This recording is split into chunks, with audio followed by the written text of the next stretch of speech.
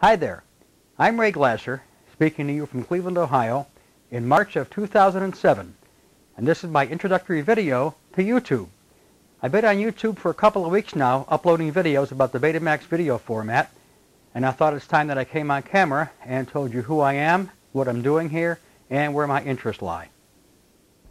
Way back in 1975, my best friend in Columbus, Ohio, whom I'll never forgive for this, showed me this piece of gear at a downtown Columbus department store.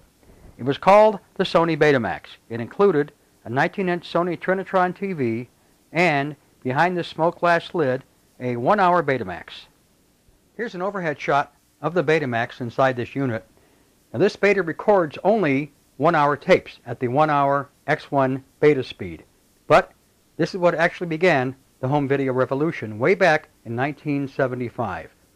Now the rest of this console has 2 TV tuners, so you can watch one show on one channel while you're recording a second show on another channel. It also has a mic input and an input for a black and white camera. It's also got a clock, and this is the old leaf-style clock that was prevalent in the 70s, so you can time and record a show while you're not home. Well, in 1975, I was working night shift in a restaurant, and I could not afford this big Betamax down here, which cost $2,495. When Sony brought out this a year later in 1976 for only $1,300, that I could afford. And this way I could tape shows that I was missing at night while I was working and play them back anytime I wanted to.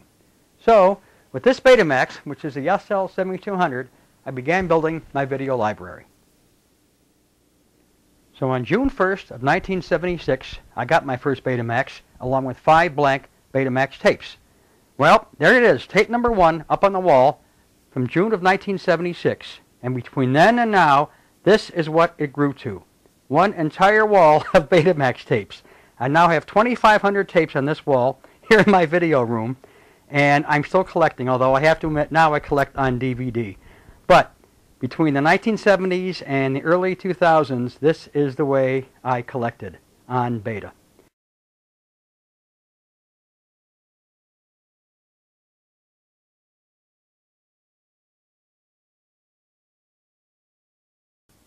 Now I have to admit, even though I am a beta collector, I also have a small VHS collection, which is right over here. Many of these are recorded in Super VHS, some are off DVD, and I've got maybe 100 VHS tapes. Many of these came from trading over the years. When people could not dub the beta anymore, I had to get them on VHS. So, hence, a VHS collection. While we're at it, I might as well show my audio and video gear while we're here in the video room. This is my 1973 TEAC reel-to-reel tape deck, which does work. It's one of 3 tape decks I have, and they all work. And I have a huge open reel collection, so I have to have these working. Under that is, yes, a Laserdisc machine, which plays Laserdisc and CDs. Below that, a dual-well JVC cassette deck. Below that is a Sony surround sound receiver, about 1996 or so. Here is my replay. This is the first replay that was ever offered back around, I think, 2000 and 2001. And down here is a lot of sunlight on my Thorns turntable. That's the audio side. Here on the video side, we have 2 DVD machines, a Pioneer on top, and below that a Panasonic DVD recorder. This is thanks to the Betaphile Club. Over here is one of my 4 working betas. This is an SL-HF750, it's vintage 1986, the Super Beta Hi-Fi.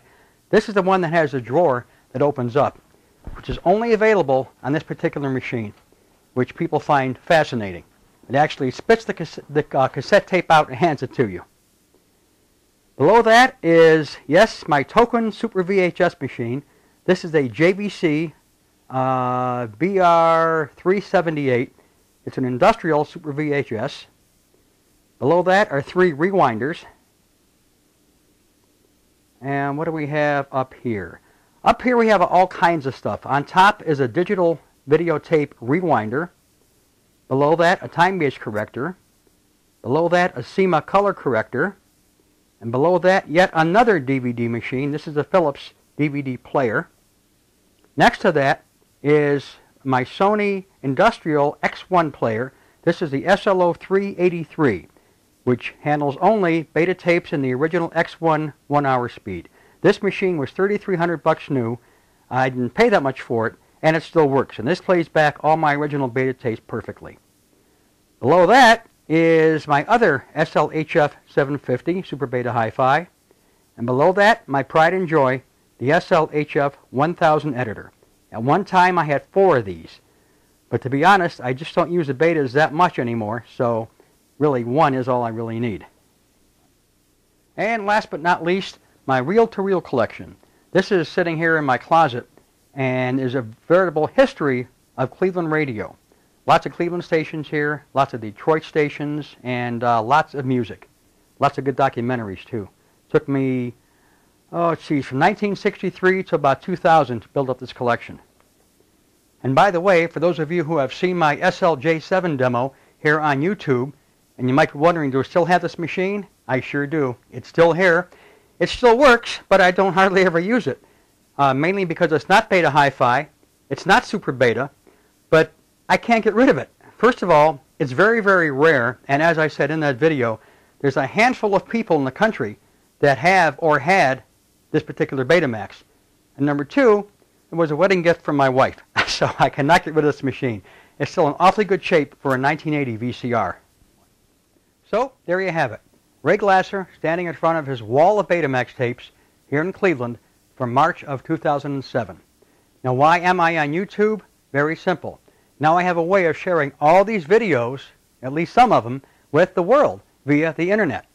I've obviously got lots of stuff on tape since 1976, and now I have a way of showing all some of it to you guys. You got to bear in mind that when I began in the 70s, there were no video stores, no tape rentals, no DVDs. Most movies and TV shows were not released to the public. So the only way to build a video library was to trade with people from other cities and states, which is what I did. And that's how at least half this library came to be. I'm very, very proud of what I've done over the years with all this. It goes back 31 years now and still counting. And I've got a lot of stuff to share. I'll be uploading lots of stuff in the next couple of weeks and months on YouTube. So, as they say, stay tuned. There's more to come. From Cleveland, Ohio, Ray Glasser saying, see you again.